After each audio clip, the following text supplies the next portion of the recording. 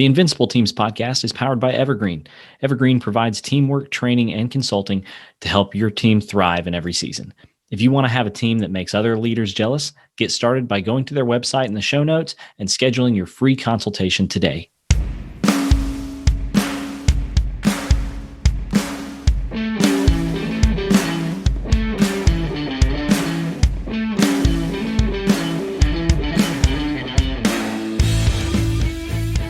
Welcome to Invincible Teams, a podcast for team leaders and business owners who are tired of dealing with drama and politics, high turnover, and teams not meeting their potential. We know that team leaders and business owners like you are pretty much always under pressure to get the most out of your teams. And we believe that every team should reach their potential, and that if we get intentional, our teams can become invincible.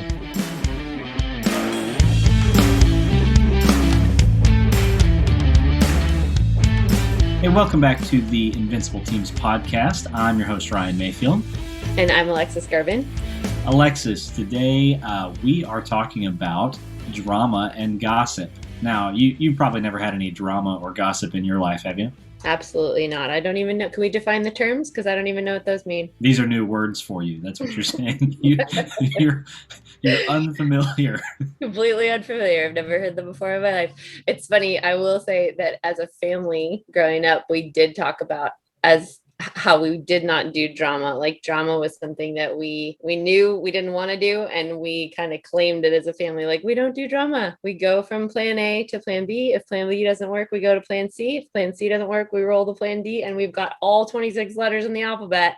And then we can go back around. Like, that was our kind of family MO around drama. So that's my MO with drama, or that's my familiarity with the term. Wow. Well, as unfamiliar as you might be with drama and gossip, I suspect that the people listening today probably have a pretty familiar relationship with it, whether that be in personal life or what we're talking about here today, more in the professional world. Drama and gossip, I know, is something that across the teams I work with, something that pretty much everybody deals with, and I've had lots of conversations around it as well. And I know you mentioned that you just got out of a couple conversations in the professional realm around this. Is that right? Yeah, true. And absolutely. I was obviously jesting about the being in a family where that never happened. We obviously had to talk about it because it was something that happened. And so we needed to address it. It would be totally wrong of me to allude to the fact that I don't know what it is. It obviously is a massive thing. And in that, yes, I have had some conversations in the last week that have been really powerful and profound around the ideas of drama and gossip, why it is as deadly as it is, and how to really solve it. So I love that we're jumping into this conversation today. Yeah, I think this is going to be a really popular episode. I think people are going to want to hear this. So I'm excited to talk about it. I've got just a few questions for us to bat back and forth here, share some of our experience on it, and then we'll wrap it up. So let's start with this one. Why do you think drama and gossip happens in the first place? Great baseline question to kind of kick off. I feel like the reality of humanity is that as much as we would all love to be above bar all the time, people bug each other, right? Like we do things that annoy one another on the regular, and most of the time we do it unintentionally. Sometimes maybe with a little bit of intention in there, but as we talk about so often with voices, when there are differing voices, differing personalities, differing tendencies and patterns in communication, you're naturally going to get on each other's nerves in a familial space, in a team dynamic, professional space. Whenever there's familiarity, it's, familiarity breeds contempt. It's a real thing. And so there's such a gift in knowing, I think, and being known by others, but there's also some real straight up annoyance and frustration that can come from just familiarity in conversation. I often though will say you don't grow unless you have people around you to annoy you. Really, you know, it's an interesting observation as a single. It's a very interesting observation. I've realized, wow, I could really pad my life with a lot of keeping people at a distance, loving people well, Right. but keeping them to a degree at a certain distance. And then, if I don't have anybody to kind of rub up against that's annoying me on a regular basis, then I can very easily kind of not step into some of those really irky growth situations Sure. that really do inspire and instigate growth. And so, yeah, I would say, in answer to your question, where does it come from? It's just because we can bug each other sometimes. When you're in proximity, you bug each other. Yeah. Well, and I love the kind of paradox that you just put up there, is that there is this element of we are just people and we are going to annoy each other. But on the flip side of that, no one, well, I say no one, the vast majority of people aren't trying to do that, Right. right? Like Right. when I'm talking with people, when I'm talking with different teams, one thing that I have said often is, look, the person that's annoying you, odds are they did not wake up this morning and go, hey, you know what I want to do today? I want to really piss off Alexis, right? Like, You none hope of them, that's not the case. right? I mean, sure, could it happen? Maybe, but the vast majority of people do Right. not start their day that way, Right. and you don't either. But you and I still manage to frustrate people, annoy people all the time. So rather than just pretending like we can not do that, let's talk about why to address that and how to do that. So that's kind of my second question here: is why is it so important to address drama and gossip specifically in a team environment? So it is a good question. I think when I think about the main reason that we would say it's essential to actually address issues that arise as they arise in the drama and gossip space, it really, to me, there's many, but I think one of the top ones would be that it really slows down movement towards the mission, meaning that, when we know that people dynamics are part and parcel of moving forward towards the purpose within an organization, right? So if every organization's got a mission and a vision and a purpose that they're moving forward towards, then ideally they're constantly trying to make more efficient the process of getting to that mission, and the steady capacity execution we talk about all so often. And so therefore, in the relationship and communication space, it takes some intentionality to make sure that the kind of all the wheels are clean, all the cogs are, everything's working well. And when there's a stop gap, or when there's kind of a bottleneck in the relationship communication space, which can often come from gossip and drama, then everything sort of slows down and backs up and gets kind of cloudy. It's almost like cognitive dissonance within an organization. When you think about cognitive dissonance in our brains, it really does sort of fog up the capacity to make progress. When you think about dissonance in the ranks, or just a dissension in the ranks within an army picture, even just within a team dynamic, you have then the slowing down of work towards the mission. And so that, to me, would kind of be the main reason that we would try and hit the nail on the head and actually figure out, okay, why is it essential to get to the root of this, and how can we do that as fast as possible so that we get back on track towards the mission? Yeah. Well, I love that, and just that analogy of gears. Making sure that the gears are clean and there's not that friction. It's like if you had some gears that were dirty, had some sand or some rocks or something in it, and can you get by? Yeah, you can make those gears turn, Right. but it's not as efficient as it could be, and it actually wears the gears down over time. Yes. To where things will eventually break, right?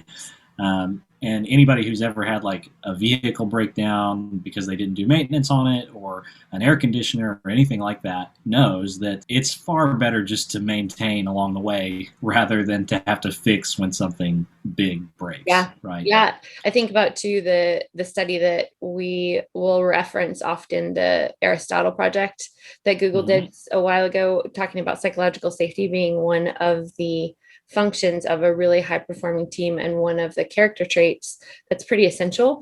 And when we think about what drama and gossip does for psychological safety, it doesn't do anything good for it, right? Yeah. Like it constantly is that kind of wearing away at the safety of the individuals in a space, knowing very well that if they are able to come fully themselves without whatever they are sharing, then going and being held against them or people talking about them behind their backs, it's such a greater, it's a more productive space to work in, but it's also just it's a healthier and a more energized place to be when you know that drama and gossip is being prevented, that is not what's going to result from a communication situation. Yeah. Oh, absolutely. Well, so I think that's probably enough preamble for us. Let's get to why people are actually listening to this. Is how do you solve the problem of drama and gossip? And I know that we're going to get into talking about a specific tool that you and I both use with people, with teams to help with this.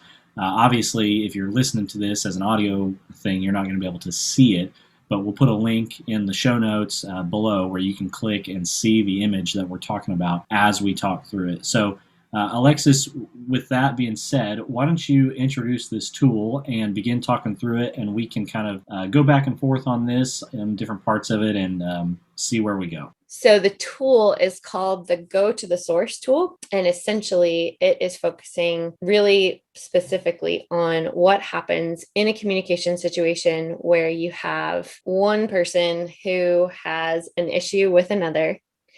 And because of that issue, they have either intentionally or unintentionally, they have gone and communicated with a third party through the process. They've now gone and communicated to a third party, expressing their issue, expressing their annoyance with what's happened.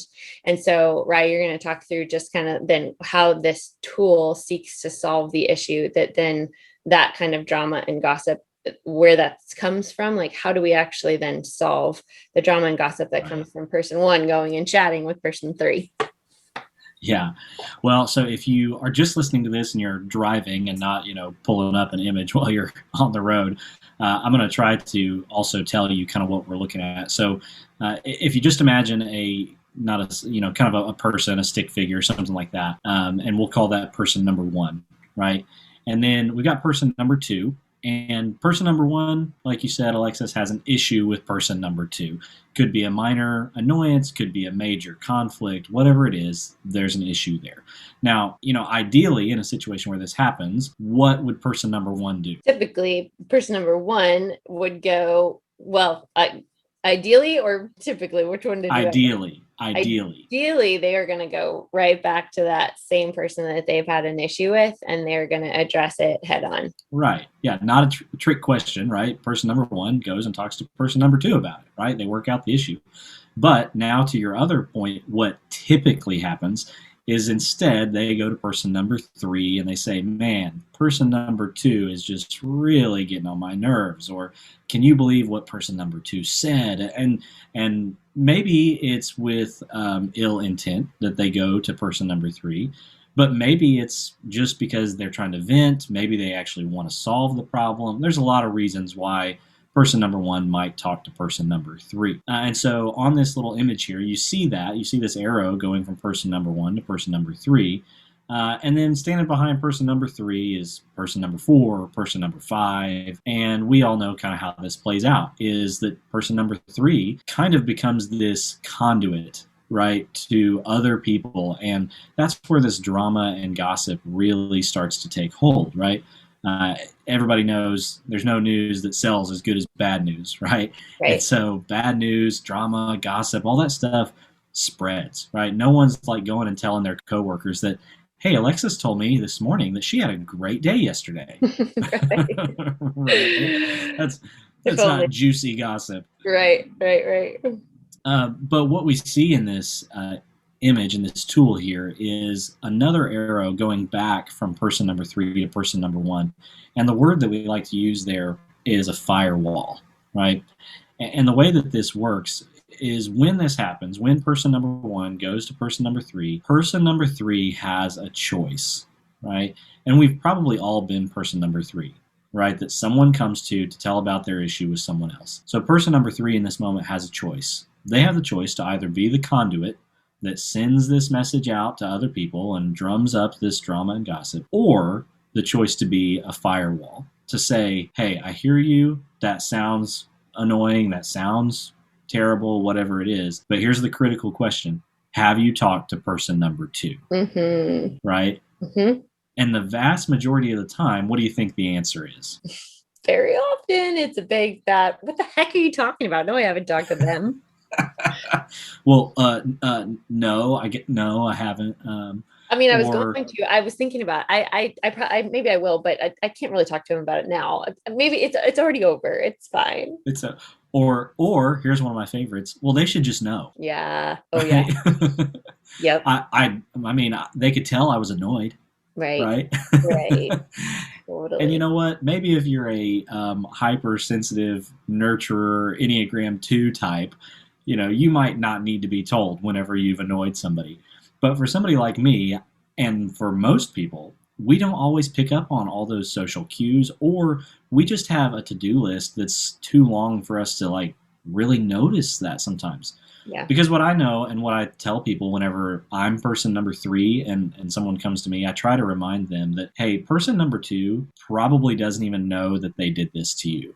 Right. Right. That's just the reality. And if you were them and you had annoyed someone, you would want someone to come and tell you about it, right? And everybody, always says, yeah, they definitely would want that if they were person number 2. And so that's the idea of this whole tool, is that we would be sending people back to the source, right? The tool is called Go to the Source. And so we're sending people back to talk to person number 2 to address the issue. Now, if they do that and it still doesn't resolve the issue, then person number 3, if it's within their scope of, leadership, whatever their role is, maybe they get involved and they say, okay, they didn't receive it well. I can help with this conversation, or maybe they direct it to somebody whose job that is. But most of this stuff, the drama and gossip, can be solved real early in the process by just getting person number 1 to go to person number 2. Yeah. So, yeah. And give me your thoughts. Yeah, I was just going to say, I think it's one of the most credibility creating and trust building type of conversations to have when person number 1 can go to person number 2 who they know they've either been offended by, or that there's been some friction between, and they can just really humbly admit to whatever it is they have been, like, that's where there's been friction, and really honestly share, hey, I'm going to be honest, the conversation that we had on Tuesday really didn't set well with me. And I've been stirring about it. I've been thinking about it a lot. And I really want to just clear the air. I really want to get kind of to the bottom of what we talked through. And, I don't know if you felt that or not, but I did. I thought about it a lot afterwards, and I would love to just have kind of a double back around to that same conversation and address some of what we brought up and see if we can just kind of get to the bottom of things. That kind of a conversation takes so much character, right? Like, it takes so much humility, so much willingness, so much of a willingness to self-reflect a little bit, to figure out what part of that conversation you were actually responsible for too, in terms of, whatever that friction, whatever it was that was an offense, like why did it offend you? And what were the reasons, if you can be really honest? And I always think within those conversations, it's really helpful to come at someone with a little bit more, a little bit softer language in light of feelings, like, as much as sometimes that is not as professional as we think, but to be able to come back to someone and say, like, this is how I actually felt after that conversation, and I just wanted to share it with you, versus like, this is what you did and this is why I'm mad, like making it so that automatically their defense mechanisms go up, right? And their walls of self-preservation go up, and they get into defensiveness mode, and then you go into defense mode, and it just is another hard conflict-driven conversation. But all that said, I feel like, those kinds of conversations, when someone who has been offended is willing to go back to the offender and basically just say, like, after the fact, after things have calmed down, let's actually address this. I think that some of the greatest growth within professional relationship, within personal relationship, comes from those. One of my favorite quotes is, healthy conflict breeds connection. And I really think I'm a big believer in that the conflict has to be healthy, right? It has to come from two parties that are relatively healthy in that space. but there's such greater connection, greater understanding that's able to come from it. Yeah, I love that. I think there's some resources we can push out here, and so make sure you check the show notes. We're definitely going to put some things in there. Not only is there this tool, but there's also a whole like online course that is free for anybody to access. I think it's called How to Deal with Difficult Conversations. I think that would be a really good thing to tack on to this.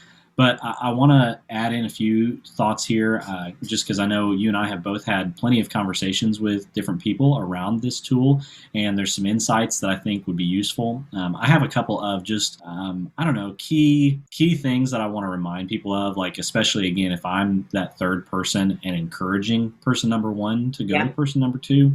The first thing I would say, and it has to do a lot with what you were just talking about, is that you don't know person number two's story, right? When we're in a conflict like that or have an issue, we only see it from our own perspective, and we don't know how person number two perceived it. We don't know what else person number two had going on that day, right? Like, you might be upset at somebody because they didn't do something they told you they were going to do, but you might not know that they had a family emergency that they had to rush home for that day. Right. And so not assuming that you have all the pieces of the puzzle, because you may be missing some. And so going into it with an attitude like that is really important. I think another key thing is to try to ask more questions than you make statements, right? Go into it with a curious mindset, not one of accusation. Right? To end your sentences with question marks more than you do with periods whenever you're person number one, because you might discover something that this whole thing was just a big misunderstanding. But if you go into it with, your finger pointed out and, guns blazing, then you're going to miss the opportunity to just deal with it in a really calm and meaningful way. You could actually do more damage that way. Yeah. And so, I think those are just a couple of thoughts I wanted to tack in there. Any other just kind of like little things that person number one should remember when they're going to address person number two? Yeah, to your first point, I really do agree with the fact that you don't know what person number two has going on. And very often there's lots more than you saw or than is able to be seen at the surface. And again, I think it's another one of those willingness to be humble moments, like willingness to embrace humility and hunger to find out more and to actually care for the person that either that offended you or that you offended, right? Like in those kinds of situations, to really go in with that curiosity, because so often there's so much more that people are trying to handle but don't know how to handle, and therefore it comes out in reactionary, conversations where weapon systems are used because triggers have happened, but they don't realize what's happening. And so being able to go in with curiosity, being able to go in with self-awareness on your end as to how you might have shown up in that situation, not ideally, and owning that, I think all of that is just, those are all such great things to be aware of when you're in the middle of a conversation like this. I do feel like, when I worked at Lululemon, we would talk a lot about the art of feedback, but then there's an art for delivering feedback. There's also a art in receiving feedback. And I think in this sort of same situation, there is an art to delivering hard conversations or initiating hard conversation. There is also an art to then being the receiver and the recipient of somebody who's initiating a rough conversation or a more delicate one that needs to be handled with more delicate kid gloves, And so I do feel like in that, that the staying curious and staying humble is just, those are two golden nuggets. Yeah. Well, and, you kind of moved over to talking about person number two and how they receive it right there. And I think a really important point on that one is, if you find yourself in the position of person number two and somebody comes to you and says, hey, this thing that you said really kind of bothered me. The temptation, at least for some personalities, is to go, well, that's not what I meant. You need to get over it. Right. But a good little thing to remember if you find yourself there is that perception is reality, right? Totally. So if person number one perceives that there's an issue, then there's an issue. Right. Now, it may not be a big one. It may be easily addressed, but you're not going to do yourself or your team any favors by being like, well, I didn't mean it that way. Right. You need to get over it. Right.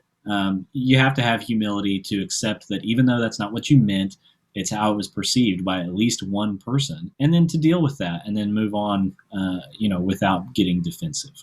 And I think so much of the wisdom in learning any sort of personality typing trait instrument, whether it be the voices or something totally different, Myers-Briggs, temperaments, strengths finder even, is that you learn that there are just other ways to perceive the world. And most people don't perceive it the same way you do. It's why sometimes when we do find people who speak our same language, it's why creatives so often kind of connect with creatives, because we can confuse each other and we don't get offended. Or pioneers can be kind of blunt and to the point and they don't offend each other, and that's great. But then there's a lot of other ways that people interact and people communicate. And so the more we learn about ourselves and the way that we communicate, the more we learn the tendencies of others in communication, I think the more we actually have the capacity to prevent gossip and drama like this, to prevent these kinds of conversations from even coming up in the first place. Yeah, love that too. Okay, so one other thing, just an observation that I had from teaching this, from working with a lot of different teams on this specific tool, is one thing that I generally do is I ask the group, I say, okay, when you think about which one of these three you usually are, right? Are you more often person number one, the person that has an issue? Are you more often person number two, someone who, people come to with their issue that you've created? Or are you more often person number three, the person that, kind of is the sounding board, the person that other people come to when they have an issue, looking for help or looking to vent, right? Whatever it might be. And I'll make people raise their hands, right? How many of you find yourselves as person number one, right? And, maybe one person in a group will raise their hand. How many of you say you're most often person number two? I mean, maybe one person would raise their hand on that, but usually I get nothing. Okay, how many of you person number three? Everybody raises their hands, right? Everybody thinks they're person number three all the time. And so I go, okay, if that's true, then who's coming to you? Right? Who's causing the issues if you're all person number three? Right.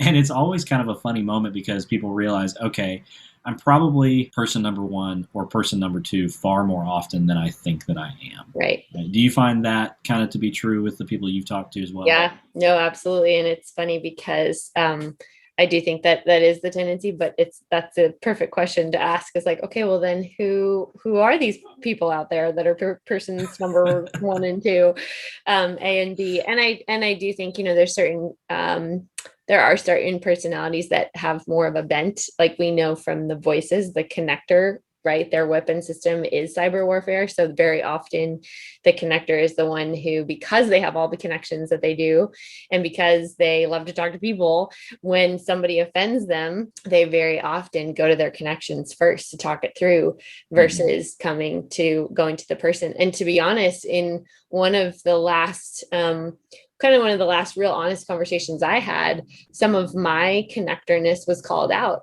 in that I'm a creative connector, so I do have a lot of circles that I love, and I appreciate the value of the valuable insight that they bring to me. But I realize I have a really high propensity to go and to process with confidants more regularly than maybe is beneficial to the people that I'm processing about. Because reality is I do talk about situations with people. And, my heart always is that conversation is not for the sake of gossip. It's for the sake of moving forward, whatever situation and scenario I'm bringing to light. But at the same time, I think it's made me a little bit more aware, specifically with the last conversation that I had, that it really does behoove me to just pause a little bit more and think about how often am I actually maybe doing the gossip thing without even realizing it. So that's just super, super honest, true confession moment for me. Yeah. Well, and I don't want to, say that there's never any reason to involve person number three, right? Because I think there are some good reasons for that. Sometimes you're not really sure if it's an issue or not, and you can go to somebody that can help you decide if it is, right? And maybe you talk to person number three, and at the end of that conversation realize that I'm not actually this upset about it, never mind, right? And you move on, right? But the key thing there is person number 3 has to be trustworthy, and they have to be that firewall, right? That's going to send the conversation back up and not take it and pass it on to other people. And so, especially for everybody that all thinks that they're person number 3 all the time, we have to be the kind of trustworthy, people there to not act as a conduit and to act as that firewall. Yeah, no, I definitely agree. And I think it's worth it to constantly become that firewall. It's worth it to really consider the people that we go and share situations and scenarios with, to make sure, you're right, that the caliber of human that we're really diving in with is high and has the capacity and has the emotional wherewithal, the maturity to be able to say, like, okay, and what are you going to bring back to the table? Like, how are you going to usher in this conversation that needs to happen, if there is one that needs to happen? Yeah. So I think this is going to be an incredibly beneficial episode for people to listen to. I had one more thought for leaders, right? Because if you're a business owner, a team leader that's listening to this, and you're like, geez, I don't have time to implement something like this, to tell my people, this little illustration, all these kinds of things.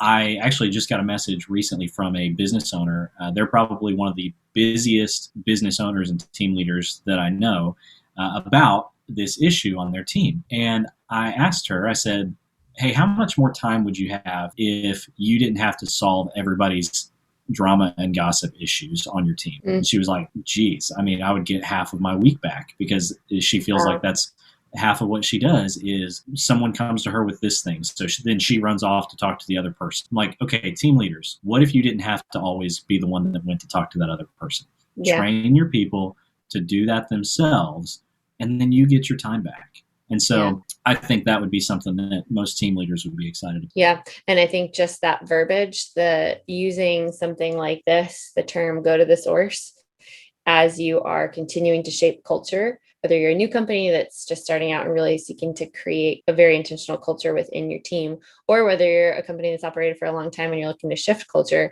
this kind of terminology, hey, we're going to start a new theme, a new trend, a new baseline expectation within our conversations, within our dynamics as a team, called go to the source. And I remember, again, at Lululemon, we had kind of a baseline expectation that we didn't do background conversation.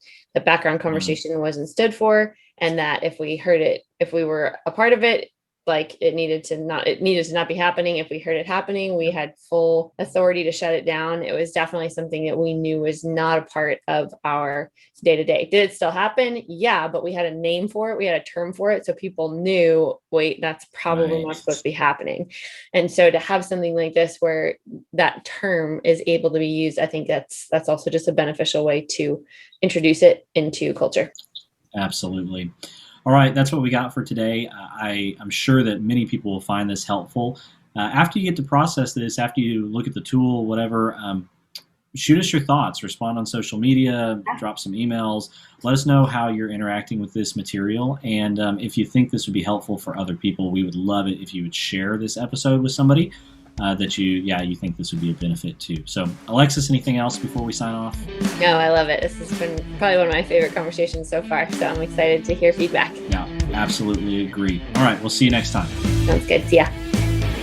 Thanks for listening today to the Invincible Teams podcast. Please consider giving us a rating and a review on whatever podcast platform you are currently using.